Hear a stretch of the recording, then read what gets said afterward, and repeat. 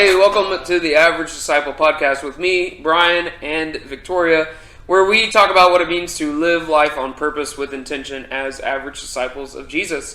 If you haven't done so already, be sure to follow us on Facebook, Instagram, and YouTube at The Average Disciple. Check out our website, theaveragedisciple.com, and while you're there, go ahead and sign up for that newsletter so that you get the latest news, resources, updates on podcast episodes, so on and so forth, and you get that early as well. So today on this episode, what are we talking about, Victoria? We're talking about our faith stories. All right. Well, this ought to be good. Hopefully, fingers crossed. We'll see. So today we thought it would be nice to just share a little bit about us, how we're raised, our faith story, how we got into ministry, just so you, the listener, can get to know us more, know where we're coming from. Can we also talk about like long walks on the beach and favorite color? Is that what you want to discuss in this episode? Or well, you can share that. You don't like those things. I don't like those things, actually. All right. Well, today we thought we'd share just a little bit about ourselves. So yeah. Do you want to go first, or you want me to? You lead the way. Okay. Well, so let's see. I was raised Lutheran. I was raised Lutheran Missouri Synod. I was baptized, as a baby when I was 1 month old. I was actually not baptized in the LCMS church, in ELCA, Lutheran body. And I think we were at that church maybe till I don't really remember. So I think it was like maybe 4. Okay. Maybe 5, 3, 4, or 5. Yeah, that sounds consistent. And then we switched to Lutheran Church Missouri Synod, which was not unfamiliar to my mom. That's how she was raised. And then I was raised in this tiny Lutheran church, not far from where we live now. And growing up, we did not have a lot of people at our church. It was small. We didn't have a lot of kids in the youth group. But your church started as like a church plant, right? It was a church plant shortly before. Which, by the way, that language means a new church, like started by a small group of people to hopefully grow and expand. Yeah. I think it was actually started the year that I was born, and then we joined it like when it was 4 or 5 years old. Okay. I think I'm remembering right. So gotcha. I did not grow up with extended family around. My grandparents on either side lived 3.5, 4 hours away. So it was just like our immediate family. And so, very much our church family, I always thought of as an extension of our family. Not that we did like a lot with them, but and I could tell my parents relied on them, on some of the relationships we had. We did a lot. Like, we went to church all the time. We always were in Sunday school. I remember my parents getting involved, like my mom in youth ministry. And I didn't really know that like large Lutheran churches existed. I had heard, this sounds like kind of silly and ridiculous, but I had heard that, there were big churches, but I always heard rumors of them. That they were always Baptist churches, like a different denomination. But that I did not know that like large Lutheran churches existed, because I grew up in Texas, so did Brian, but Lutherans are not as prevalent in Texas as they are in other parts. Especially not LCMS Lutherans, they weren't, as other parts of the United States. So other denominations were and still are. Yeah. We have by ratio bigger. We have a lot of Baptist churches, a lot of non-denominational churches. So I remember, I went through what we do in the Lutheran church called confirmation, where you learn all about your faith. We baptize as infants, and then that teaching element comes usually at junior high age. Went through confirmation. And then after that, we actually called a director of Christian education to our church. And so that was, I think she finally came maybe when I was like about to start 9th grade or in 9th grade. And I didn't know that like people came and worked at the church and did youth ministry. Does that make sense? Yeah. Like I just thought that was like a volunteer thing, because I'd always see my mom helping with it and other like moms and dads. And anyway, that's kind of where I learned that the Lutheran church was a little bit bigger. And I had some cool opportunities during high school. Like I got to go to some leadership stuff because my DC saw leadership in me, and she wanted to encourage that. And she actually wanted to encourage me to go into ministry, but I didn't really see that at the time because I danced all growing up. So that was my plan. I was going to get a scholarship to a college for dance, and I was going to be a performer. And I just had big plans that did not involve church ministry. Okay. So, Yeah. All right. So similarly, I was baptized around a month old. Took many years to finally nail that down, but I finally saw a baptismal certificate. Just funny story on that. Every time I was asked, because we both went to like a Lutheran university, then I went on to seminary. Every time I was asked, I always had to just put a month down, and then finally, and since we've been married, is when it was in your baby book. It was in my baby book, but we didn't find it until after we were married. Anyways, so it's confirmed. I was baptized. Maybe you just never paid attention to it. Do you think maybe that could have anything? No, I'm pretty confident they didn't know where it was. Anyways, okay. Mm-hmm.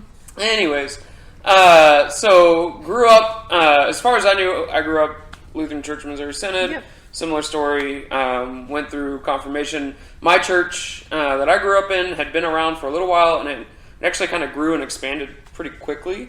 I think it was a church plant maybe around the same time. But it had grown up, and mostly because of the area that it was in was a growing area. So grew up in a youth group. Also, we had volunteers for a long time. Probably wasn't until middle school, I think, that we had a DCE come in. And they too, actually, one of them said, "Hey, Brian, I really think you should go to this conference." Turns out, Victoria and I, over the years, have discussed this. We were most likely at the same conference. At the same time. At the same time, and I had no idea. And the other part of the story is my parents had gotten divorced, and my dad and stepmom lived on the other side of town, near where Victoria lived. Mm-hmm. So they went to the church. They were married by the pastor at Victoria's church. Yeah. Because that was their home church for a long time. And so when I would go visit them and we go to church, we went to church together. Now, we did not know that until we were talking about marriage and all those other pieces. Mm-hmm. But yeah, so we were probably in church together growing up and just had no idea. Maybe. Yeah. Anyways, growing up 45 minutes away from each other, we didn't know each other really until college. So that conference that I got sent to was really the turning point. Having somebody say, "Brian, I really think you should do this." And actually all my friends, even the adults, the friends' parents and stuff, everybody was like, "Brian, you should really think about ministry. We think you'd really be great at that." And I said at the time, I don't want to be a pastor because pastors are lame. Turns out that's true, by the way. I own that. I remember saying that to somebody. I was like, "Well, I don't want to be a pastor because pastors are lame." And they're like, "Well, you don't have to be." And I'm like, "No, it's not going to happen. I'll do youth ministry because those guys are cool." And so that's how I made it through high school and why I went to the school that I went to. I went to Concordia University in Austin, Texas. Go Tornadoes! Whoosh! And I went there because at the time the director of Christian education program, there were only 3 really good schools in the system that did it. One was in Nebraska, the other one was in Minnesota, and then you had Austin, which was a relatively young program that was really kind of taking off. Well, the other 2, honestly, were too cold. I was not going to go to Nebraska, and I was not going to go to Minnesota and freeze, and so Austin was really my choice. California, by the way, has a really great program, but California's too far away. So, I majored in dance when I first started college, and I went to a university not very far from where my parents lived. It was kind of my backup school. Mm-hmm. I had really been disappointed because the high school I went to, I had been scouted by different universities for dance, and there was a lot of emphasis put on what kind of scholarship you could get into college with your talent. And so I put a lot of emphasis on that, and it was really important to me. And in fact, it was the only thing that was important to me because I thought that I didn't have a lot of worth if I could not secure a college scholarship to dance. So I didn't secure one, and I kind of, I would say I almost gave up. Like, I just settled for the university I went to because it was close to home, and I just didn't really, now looking back on it, I could have applied to different schools, but I guess I know I wasn't sure of myself. And of the talent that I have been given, even though that's what I really want to do, and I had been told I was talented, all growing up, I didn't believe in myself. And I think my teachers tried to point that out as well, that I really needed to want it and believe it. And I think it was just hard because I was putting my worth not in what I should have been putting it in. Yeah. So I went to college, majored in dance. I actually really loved it. I loved my school. I loved the dance department. I made some really good friends. I actually really enjoyed it. But during that time, I went to the local Lutheran church. I wanted to find my own Lutheran church to go to. Again, it was smaller than the one I came from. But they had a college ministry because there were 2 universities. And they asked the college kids if we would mentor children in confirmation, which is, again, that class that you learn all about your faith. So I said yes, and I thought it was so fun. I loved doing it. I loved talking to this girl about faith and like encouraging her and praying with her and praying for her and like giving her a Bible verse. And it was at that moment that I realized, wow, I love this more than dance. And I have never found something in my life that I love more than dance. So I really had a good college experience. I really liked it. I decided to transfer to Concordia University. My parents gave me the option to continue my spring semester where I was at, or to move home, and save money and do community college. So I knew I needed to save money. So I went ahead and moved home. Again, I really liked where I was at, but I just felt God calling me to something bigger than myself. And lo and behold, after I applied to Concordia, I got a scholarship I didn't even know I could get. And it was like, I just remember opening that letter and tears filled my eyes because this thing I had put so much worth in was not what my worth, my identity was in Christ. And I had finally figured that out. And then, I just felt like that was confirmation for me, like, God, like, encouraging me, and here's a scholarship. This is what you always wanted, and now you have it.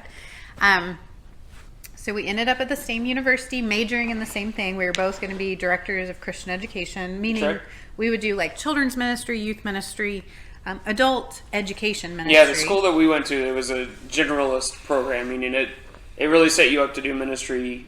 We said birth to death. Yeah. Right. So all ages. Cradle to grave. Because most of the churches in the LCMS, if they call a DCE, that DCE is there for all of Christian education, all of discipleship purposes. So that's really what the school focused on teaching us. Yeah. Okay. So, kind of moving us on, what do you think? I kind of shared what led me into ministry. Yeah. So what led you into ministry? So, if pastors are lame. Yeah. So, really it was, I never wanted to do anything else in high school. I was the kid who knew what he was going to do. I was going to go into church work. I've never veered off of that since about 8th or 9th grade. Mm-hmm. And so for me, that really kind of set the stage for high school. The things that I did, like I played ice hockey and stuff, I wasn't doing it because I thought that was the next step. I was just really doing that stuff for fun. Yeah. Because I knew I was going into church ministry. So anyway, I get down to school. I do my first 2 years, freshman, sophomore year. And we had built some friendships and relationships, as you do in college normally. And spring break sophomore year, one of the guys in our friend group, he wasn't a really close friend, but he was within our circle.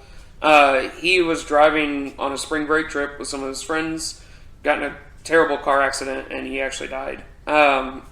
And so, like most young adults around that age, that really impacted me, and it really got me thinking about a lot of things, really got me praying about a lot of things. And, even through high school, even as I was like, no, I'm going to go study BDCE. I mean, my youth leader at the time, who was a volunteer, pastors, everybody was like, Brian, that's great. I still think you need to really consider something else. We really think you have this higher. Even our friend groups, they were Yeah. like, "You're going to end up as a pastor. Like, just embrace that and move on." Well, that whole incident with our friend group over that, and then over the course of the summer, really got me praying and thinking. So I talked to my advisor, and really great guy, really great. We still have a really great relationship with him. Anyways, and I was like, okay, what do I need to do? And thankfully, at our school, all I had to do was add on the biblical languages, Hebrew and Greek. But I got to still go through our program, still got to graduate with our degree, so on and so forth. And so that's really where I made the shift to pastoral ministry, which meant for me I was going to have to go to seminary, study at seminary for 3 years on campus, 1 year of an internship vicarage. But that was really that turning point, is that sophomore year into junior year. Yeah. Okay, so that's what led us both into ministry. So we studied. It's been a wild ride ever since. Woo! Okay, the episode is not over. Okay, so we let's see. We both graduated. I took an internship position, which is what you do to be a certified director of Christian education in our church body. So I had the degree. I needed to do a 1-year internship to get the certification. So I moved to Florida, did that. You went straight to seminary in St. Louis, Missouri. Yep. From undergrad. So And I chose St. Louis because there are 2 seminary locations, and St. Louis was the less cold of the 2. Because the other one was in Indiana. And so I was like, Missouri, Indiana. Which one should I go to? Yeah.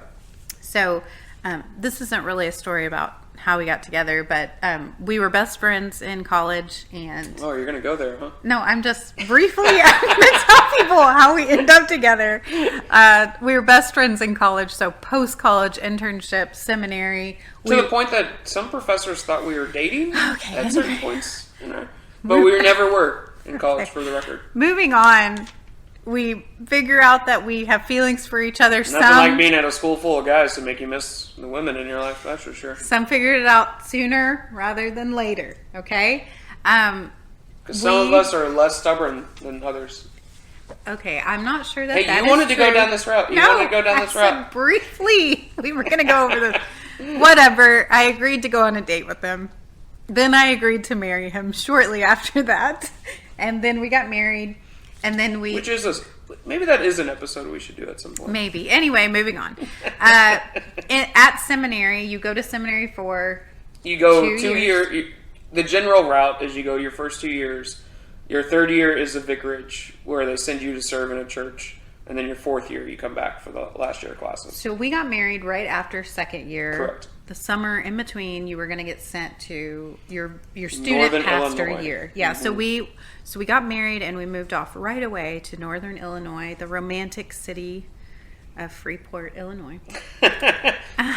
Any of our Freeport friends are listening up. We thoroughly enjoyed it. Actually, we really loved it the whole year. Yeah, we really did. We loved it. There was Got to sit through a couple blizzards.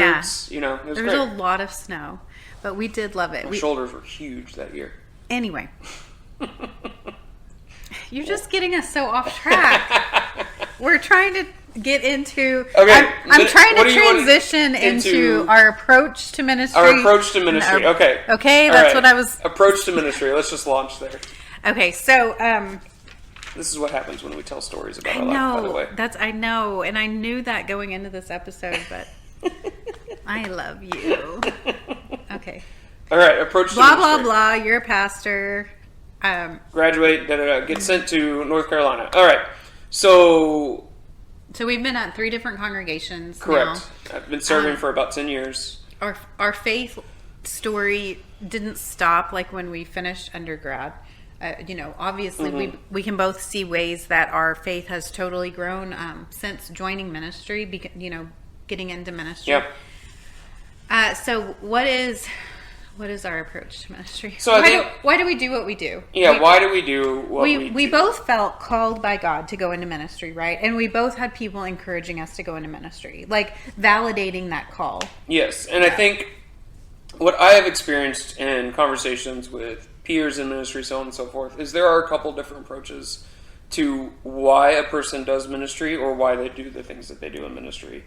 But I think Victoria and I are pretty much on the same page around this, is I understand my role as pastor or spiritual leader of a community of disciples is not to be the one who knows all of the answers, but the one who walks alongside and serves and encourages, maybe does set the example for that community of disciples, ultimately to show what it means to follow Jesus, who is the lead of the community of disciples and leader of the church. And so I really see my job, that was a long way to say that, I really see my job as pastor to really model for others what does it mean to follow Jesus.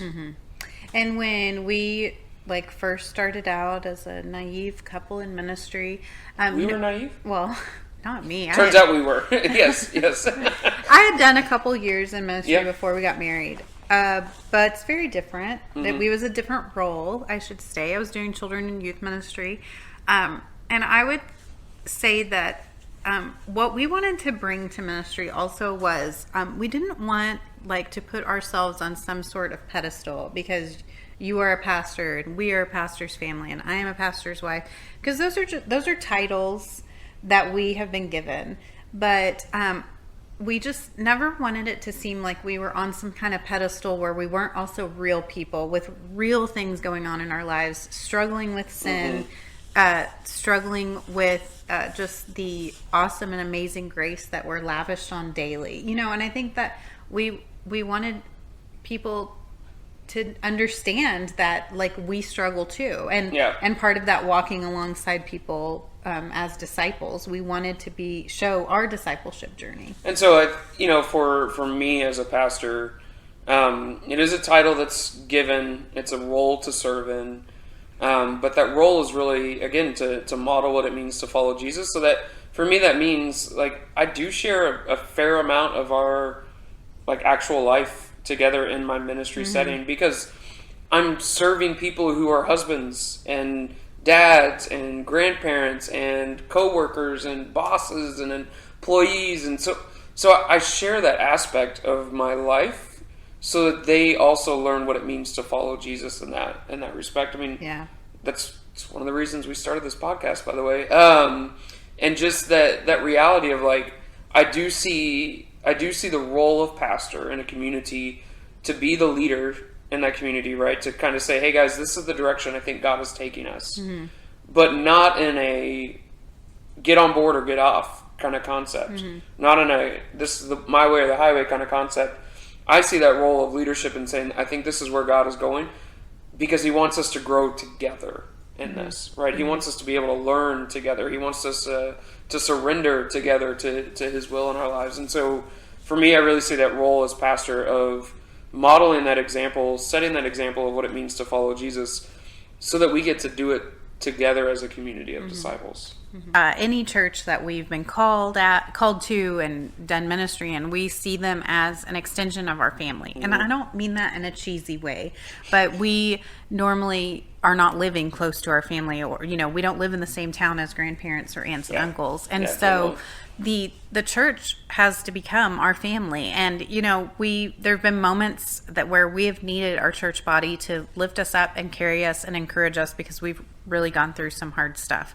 But then there's other times where we need to teach or show how to do that, and that's how we view ministry. We are in it for the people God has called us to serve, and we very much view it as a 2-for-1 partnership. Partnership. I think we an important piece to that is we see ourselves as part of that body of disciples that's there, not a we fly in to fix things or to be the special examples, whatever. We very much see we're there, we're a part of this community, and these are the gifts that God desires to use out of us as part of this community. Man, that was so nice the way you said that. I think I was kind of not saying it so eloquently, but we definitely don't think we have the answers to everything. We definitely don't think we're coming in to solve problems, but we're often where we are because God has called us to love and serve the people He has put in our lives. And honestly, I mean, that's why, again, that's why we do this podcast, is because we have learned some things. And by the way, we didn't learn them because we did them right the first time. We learned them because people poured it into us. Yeah.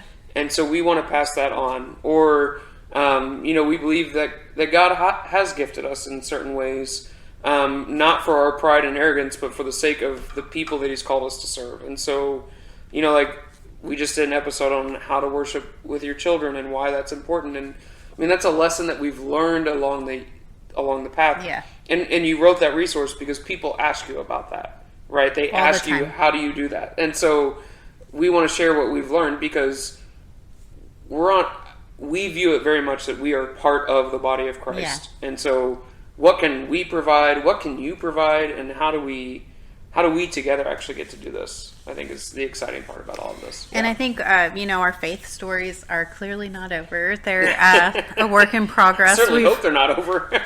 We've actually just been talking about how, the first couple episodes that we put out were on goals and how we do things. And maybe we have not been doing those things very well. Like me personally, I have not been getting up early to do my devotion. Oh, yeah, me neither. And so we try to encourage one another along the way. And that's what we always hope this podcast is, to encourage you in your faith. Exactly right. Mm-hmm. Yeah. So if you haven't done so already, be sure to follow us on Facebook, Instagram, YouTube, at The Average Disciple. Check out our website, theaveragedisciple.com. Sign up for the newsletter while you're there. And again, if you ever have questions or you want to share your story with us, you want to talk, have a conversation, chat about what is life like as an average disciple, don't hesitate to reach out to us. You can do so on our social media or via email. Yep. Yeah. And this is actually just one of a 2-part series. So this time we talked about our faith story, how we grew up professionally, and how God called us into ministry. Mm-hmm. But next time, our next episode is going to be our faith story, Brian and Victoria, as husband and wife, as a mom and a dad, what that looks like, and how our faith has changed since getting married and having children. I feel like there's going to be a lot of divergent conversations out of that one. Yeah, I think I'm going to have to keep you on track. All right, catch us on the next episode. Thanks for joining us.